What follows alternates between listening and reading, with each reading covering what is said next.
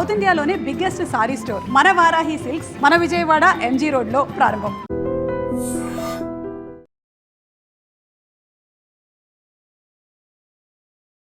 IPL కోట్ల వర్షం కురిపించే ఆట, 20 ఏళ్ళు కూడా నిన్నని కుర్రాలని కోటీశ్వర్లుగా మార్చే ఆట. ఇప్పుడు ఈ ఐపీఎల్ పుణ్యమా అంటూ కొత్త స్టార్ పుట్టుకొచ్చాడు. అతనే కార్తీక్ శర్మ. అబుదాబి వేదికగా జరిగిన ఐపీఎల్ 2026 మినీ ఆక్షన్లో కార్తీక్ శర్మ ఐపీఎల్ చరిత్రలో అత్యంత ఖరీదైన అన్క్యాప్డ్ ప్లేయర్గా మారాడు. ఐపీఎల్లో అత్యంత సక్సెస్ఫుల్ టీమ్గా పేరు తెచ్చుకున్న చెన్నై సూపర్ కింగ్స్ ఈ కార్తీక్ శర్మని అక్షరాల 14,20,00,000కు కొనుగోలు చేసింది.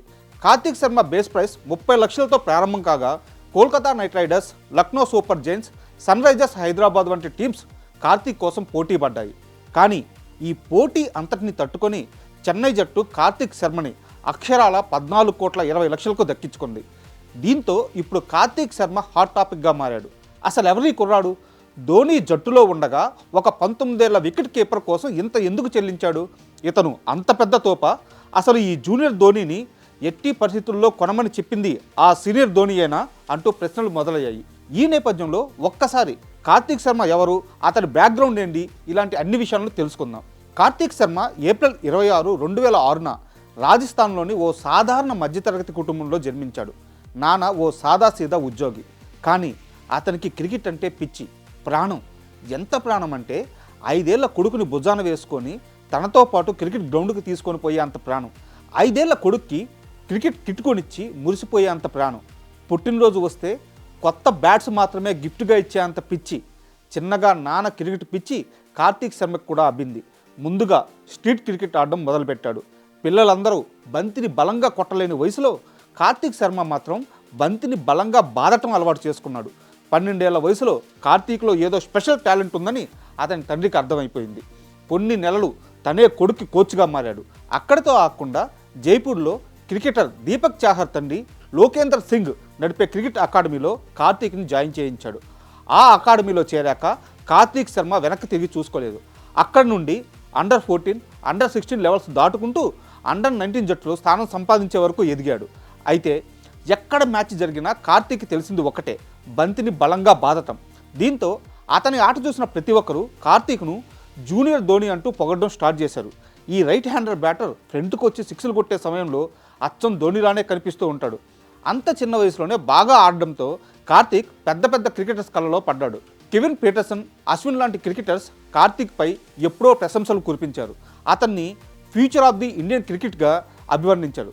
కానీ పొగడ్తలో అవకాశాలు తెచ్చిపెట్టావు కదా, ఒక మ్యాజిక్ జరగాలి, ఒక మెరుపు లాంటి ఇన్నింగ్స్ కావాలి, మొత్తం సెలెక్టర్లు తన వైపు తిరిగి చూడాలి. అలాంటి బ్రేక్ త్రూ కార్తీక్ 2024-25 డొమెస్టిక్ సీజన్లో వచ్చింది.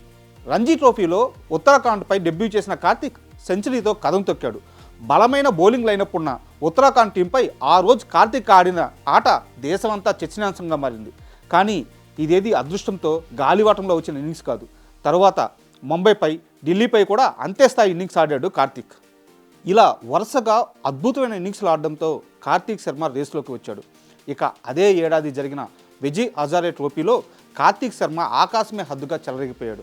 ఆ సీజన్లో 9 మ్యాచ్ల్లో ఏకంగా 445 రన్స్ చేసి రాజస్థాన్ తరపున టాప్ స్కోరర్గా నిలిచాడు. ఇక అదే ఊపులో మహారాష్ట్రపై లిస్టే డెబ్యూలో కూడా 90 బంతుల్లోనే 123 పరుగులు సాధించి అక్కడ కూడా తన మార్క్ చూపించుకున్నాడు. ఇక సయీద్ ముస్తక్ అలీ ట్రోఫీలో లోయర్ ఆర్డర్లో విధ్వంసకర హిట్టింగ్ చేసి 160 పైగా స్ట్రైక్ రేట్తో పరుగుల వరద సాధించి రాజస్థాన్ను నాకౌట్కు చేర్చాడు. మొత్తంగా కార్తీక్ శర్మ టీ20లో 12 మ్యాచ్లు ఆడగా 334 రన్స్ చేశాడు. అతని స్ట్రైక్ రేట్ ఏకంగా 165 పైగా ఉంది. ఇక ఆడిన 12 మ్యాచ్ల్లో ఏకంగా 28 సిక్స్లు కొట్టాడంటే కార్తీక్ శర్మ పవర్ హిట్టింగ్ ఏ స్థాయిలో ఉంటుందో అర్థం చేసుకోవచ్చు.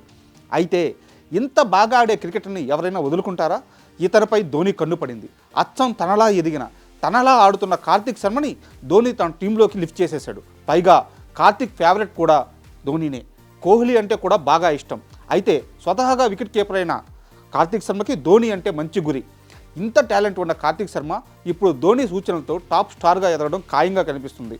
మరి 20 ఏళ్ళు కూడా పూర్తి కాకముందే 14 కోట్లకు పైగా వేలంలో అమ్ముడుపోయిన కార్తీక్ శర్మ సక్సెస్ జర్నీపై మీ అభిప్రాయాలను కామెంట్స్ రూపంలో తెలియజేయండి. మనకి ఐపీఎల్ స్టార్ట్ అవుతుందనగానే మనం అన్ని టీంల బలాబలాలు అనాలిసిస్లు స్టార్ట్ చేస్తాం.